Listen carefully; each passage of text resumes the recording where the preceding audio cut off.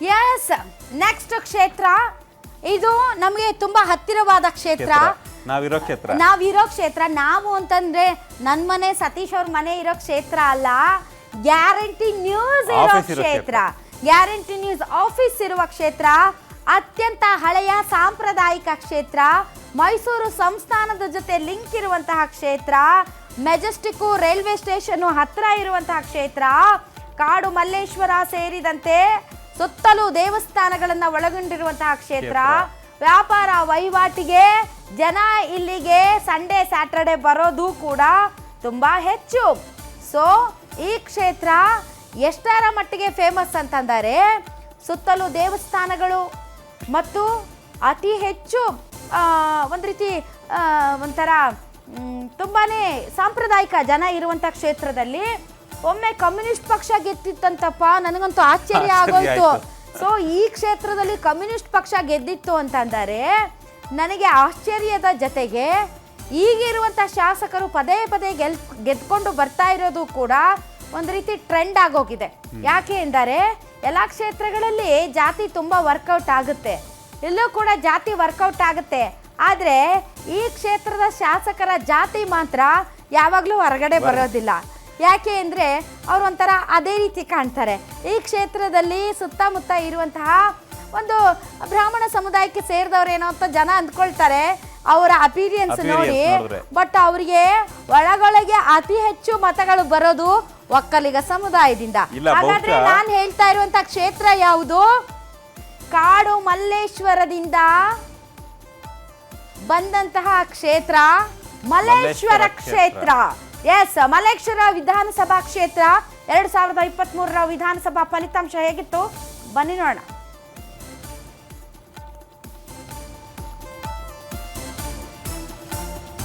S, 2023 ವಿಧಾನಸಭಾ ಕ್ಷೇತ್ರ ಫಲಿತಾಂಶ ನೋಡ್ತಾ ಇದ್ರೆ ನೀವು. ಅಶ್ವಥ್ ನಾರಾಯಣ ಬಿಜೆಪಿ ಅಭ್ಯರ್ಥಿ ಆಗಿದ್ರು, 80,000ಕ್ಕೂ ಹೆಚ್ಚು ಮತವನ್ನ ಪಡ್ಕೊಂಡಿದ್ರು. ಅನೂಪ್ ಅಯ್ಯಂಗಾರ್ ಮೊದಲ ಬಾರಿಗೆ ಕಾಂಗ್ರೆಸ್ನ ಸ್ಪರ್ಧೆ ಮಾಡಿದ್ರು, 39,000 ಮತಗಳನ್ನ ಮಾತ್ರ ಪಡೆಯೋಕ್ಕೆ ಸಾಧ್ಯ ಆಯಿತು. ಆಲ್ಮೋಸ್ಟ್ ಅವರ ಮತಗಳ ಪಡೆದಿದ್ದಕ್ಕಿಂತ ಅದಕ್ಕಿಂತ ಹೆಚ್ಚಿನ ಮತಗಳ ಅಂತರದಿಂದ ಅಶ್ವಥ್ ನಾರಾಯಣ ಅವರು ಗೆಲುವನ್ನ ಪಡೆದುಕೊಂಡಿದ್ರು 2023ರ ವಿಧಾನಸಭಾ ಚುನಾವಣೆ ಫಲಿತಾಂಶದಲ್ಲಿ. ಉತ್ಕರ್ಷ್ ಹೊಸ ಕ್ಯಾಂಡಿಡೇಟ್ JDSಗೆ ಅವರು ಕೂಡ ಸ್ಪರ್ಧೆಗೆ ಇಳಿದಿದ್ರು, 2,600 ಮತ ಮಾತ್ರ ಪಡ್ಕೊಂಡಿದ್ರು. ಸೊ ಒಟ್ಟು 1,26,000 ಮತ ಮಾತ್ರ ಚಲಾವಣೆ ಆಗಿತ್ತು. ಆಲ್ಮೋಸ್ಟ್ ಬರೀ 46% ಮಾತ್ರ ವೋಟಿಂಗ್ ಆಗಿತ್ತು ಮಲ್ಲೇಶ್ವರಂ ಅಲ್ಲಿ ಲಾಸ್ಟ್ 2023ರ ಚುನಾವಣೆಯಲ್ಲಿ. ಸೊ 46% ವೋಟಿಂಗಲ್ಲೇ ಪಡೆದಂಥ ಮತಗಳು 80,000, 41,000 ಲೀಡ್ ಬೇಡ. ಅಶ್ವಥ್ ನಾರಾಯಣ ಬುದ್ಧಿವಂತರಿರೋರು ಓಟ್ ಹಾಕಕ್ಕೆ ಬರಲ್ಲಪ್ಪ ಅಲ್ವಾ? ಹಾ, ತುಂಬಾ ಬುದ್ಧಿವಂತರು, ತುಂಬಾ ಅಭಿವೃದ್ಧಿ, ತುಂಬಾ IT-BT, ತುಂಬಾನೇ ವಿದ್ಯಾವಂತರು ಅಂತ ಹೇಳೋ ಕ್ಷೇತ್ರದಲ್ಲಿ ತಮ್ಮ ಮತವನ್ನು ಚಲಾಯಿಸೋದಕ್ಕೆ ಜನನೇ ಬರೋದಿಲ್ಲ. ಅದು ಯಾಕೋ ಗೊತ್ತಿಲ್ಲ. ಸೊ ಮಲ್ಲೇಶ್ವರ ಕ್ಷೇತ್ರ BJPಯ ಭದ್ರಕೋಟೆ, ಬೆಂಗಳೂರಿನ ಹೃದಯ ಭಾಗದಲ್ಲಿ ಇದೆ. ಕಳೆದ 3 ಚುನಾವಣೆಗಳಲ್ಲಿ ಕಾಂಗ್ರೆಸ್ ವಿರುದ್ಧ ಸತತವಾಗಿ ಅಶ್ವಥ್ ನಾರಾಯಣ ಅವರು ಗೆದ್ಕೊಂಡು ಬರ್ತಾ ಇದ್ದಾರೆ. ಕ್ಷೇತ್ರದಲ್ಲಿ ಜನಮನ್ನಣೆ ಗಳಿಸಿರುವಂತಹ ಒಬ್ಬ ಶಾಸಕ. ಅಷ್ಟೇ ಅಲ್ಲ, ಮಾಜಿ DCM ಕೂಡ ಆಗಿದ್ರು. ಕಾಂಗ್ರೆಸ್ನಿಂದ ಪ್ರಬಲ ಅಭ್ಯರ್ಥಿಗಳ ಕೊರತೆ ಇಲ್ಲಿ ಕಾಣ್ತಾ ಇದೆ. ಅಷ್ಟೇ ಅಲ್ಲ, ಕೈ ಅಭ್ಯರ್ಥಿಗಳ ಬದಲಾವಣೆ BJPಗೆ ಅತಿ ಹೆಚ್ಚು ಲಾಭವನ್ನ ಕೊಡ್ತಾ ಇದೆ. 1967 ಮತ್ತು 1972ರಲ್ಲಿ ಕಮ್ಯುನಿಸ್ಟ್ ಪಕ್ಷದಿಂದ ಕೃಷ್ಣನ್ ಅನ್ನೋರು ಗೆದ್ದು ಲಾಲ್ ಸಲಾಂ ಅಂತ ಕೆಂಪು ಬಾವುಟವನ್ನ ಆರಿಸಿದ್ರಂತಪ್ಪ ಮಲ್ಲೇಶ್ವರಂ ಅಲ್ಲಿ. ಸೊ ಮಲ್ಲೇಶ್ವರಂನಲ್ಲಿ ಬಹಳಷ್ಟು ಸಮಸ್ಯೆಗಳು ಇವೆ. ಲೈಕ್ ಈ ಒಂದು ಟ್ರಾಫಿಕ್ ಜಾಮ್ ಆಯಿತು, ಫುಟ್ಪಾತ್ ಕಬಳಿಕೆ ಆಗಿರ್ಬೋದು. ಇದೆಲ್ಲದರ ಮಧ್ಯೆ ಯಾರಿಗೆ ಹೋಗಿ ನೀವು ಮೈಕ್ ಇಟ್ರು ಜನ ಹೇಳೋದು ಒಂದೇ ಹೆಸರು. ಏನು ಹೆಸರು? That is the mood of Malleshwara. Mood of Malleshwara ಏನಿದೆ, ಹೇಗಿದೆ? ಅಶ್ವಥ್ ನಾರಾಯಣ ಅವ್ರ ಪರ ಇದೆಯಾ ಅಥವಾ ಅಶ್ವಥ್ ನಾರಾಯಣ ಅವರು ಸಾಕಾಗಿದ್ದಾರಾ ಮಲ್ಲೇಶ್ವರಂ ಜನರಿಗೆ? ಬನ್ನಿ ನೋಡೋಣ ಅಭ್ಯರ್ಥಿಗಳು ಮತ್ತು ಮೂಡ್ ಆಫ್ ಮಲ್ಲೇಶ್ವರ.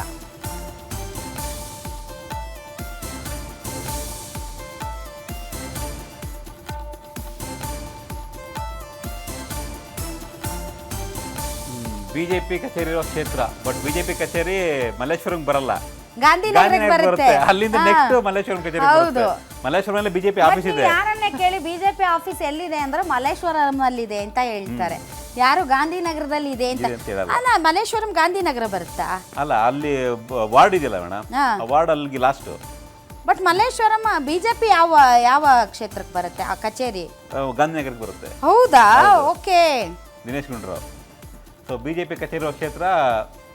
ಬಿಜೆಪಿ ಕಚೇರಿ ಇದ್ರೂ ಇಲ್ಲದೇ ಇದ್ರು ಮಲ್ಲೇಶ್ವರಂನಲ್ಲಿ ನಿರಂತರವಾಗಿ ಚಟುವಟಿಕೆ ಮಾಡ್ತಾ ಇರ್ತಾರೆ ಅಶ್ವಥ್ ನಾರಾಯಣ ಅವರು. ವಿವಾದಗಳಿಂದ ಸ್ವಲ್ಪ ದೂರ, ಬಟ್ ಈ ಹಿಂದೆ ಬಿಜೆಪಿ ಸರ್ಕಾರ ಇದ್ದಾಗ ದೊಡ್ಡ ಮಟ್ಟದಲ್ಲಿ ವಿವಾದನೆ ಆಗಿತ್ತು. ಯಾರಪ್ಪ ಗಂಡಸು ಅಂತ ಸವಾಲ್ ಹಾಕಿದ್ರು. ಅದು ರಾಮನಗರದಲ್ಲಿ, ಮಲ್ಲೇಶ್ವರಂದಲ್ಲ. ಮಲ್ಲೇಶ್ವರಂ MLA ಆಗಿದ್ರಲ್ವಾ? ಮಲ್ಲೇಶ್ವರಂದಲ್ಲಿ ಅವ್ರು ತೊಡೆ ತಟ್ಟಿಲ್ಲ.